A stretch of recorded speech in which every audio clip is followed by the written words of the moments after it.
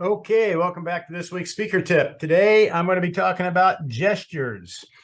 A lot of things I've been picking up in the coaching I've been doing are gestures that are out sequence or out timing with the words. And here's the primary tip. The gesture complements the words. So the words you're saying are senior to the gesture. And I see this get mixed up with some different speakers. Now, as an example, and this isn't anything specific, I'm just using as an example.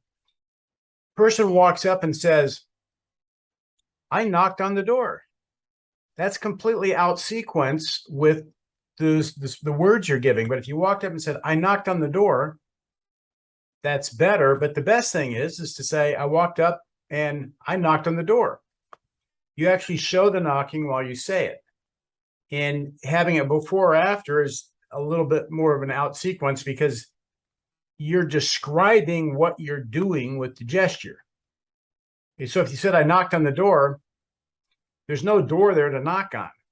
So it's not in sync with the words. But the key concept here is that the words are senior and the gesture complements what you're saying. One of the things I talk about quite often is that you should be able to hear your speech on the radio and it makes complete sense, whether you have a gesture in there or not. Now, here's another example. I'm just using a gesture of a pen I have here. And if I said, but I had a secret weapon, a pen. Or if I said, but I had a secret weapon, something no one knew about, a pen. See, what happens in the first one is I'm presenting the pen. You know that this is the secret weapon. You may not understand it, but I'm presenting the gesture before the concept. In the second example, where I said, but I had a secret weapon that no one knew about, and the audience is going to go, what's the secret weapon? You're drawing the audience in with the question, and then you show them the pen. Now, the nice thing is on the radio, you don't need to show them the pen. You could just say, I had the secret weapon that no one knew about. A pen, they can hear that and they go, okay, I've got the concept just fine. Now, there are a couple exceptions to this because gestures can be used also to communicate complete concepts without words. And the example I give now is I gave a speech one time about getting stuck at the Finnish-Russian border. This is about 20 years ago.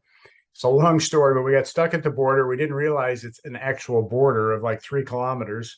And we thought we'd just get dropped off, walk across like you do between, Germany and France or something. You just walk across the border and they check your passport and you go on. But it's not that way between Russia and Finland.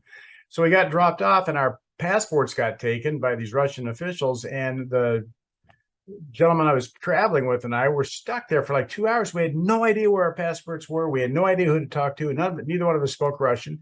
And so at one point we saw one of the officials and Larry, the gentleman I was with, just went. And the guy totally got the communication. And Larry goes, yeah, it's a universal language for help or what's going on.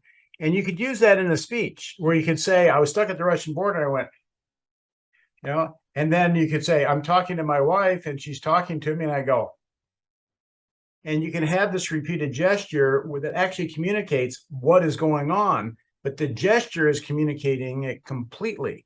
Now that is an exception to what I'm talking about. And if you notice what I just did, I said, that is an exception to what I'm talking about. I gave that gesture as an exception. I gave that gesture at the same time I'm saying the words.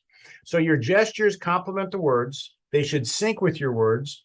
And if they're out sync with your words and it just doesn't make any sense as you're talking because you might think that I'm crazy and you're not sure if I'm crazy or not. Okay.